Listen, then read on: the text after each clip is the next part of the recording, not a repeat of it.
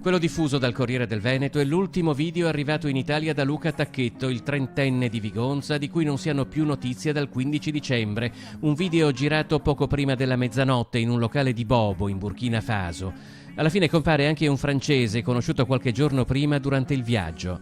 Questo video testimonia al momento l'ultimo tassello negli spostamenti di Luca ed Edith Bias.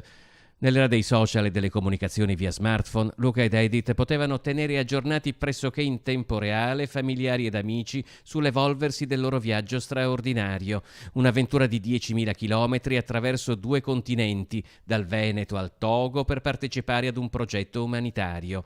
Scatti e video che testimoniano l'entusiasmo di 2 giovani per un viaggio che, oltre ad un percorso tra paesaggi suggestivi dai laghi al deserto, aveva anche delle finalità filantropiche. Testimonianze interrotte bruscamente dopo quel video datato 15 dicembre.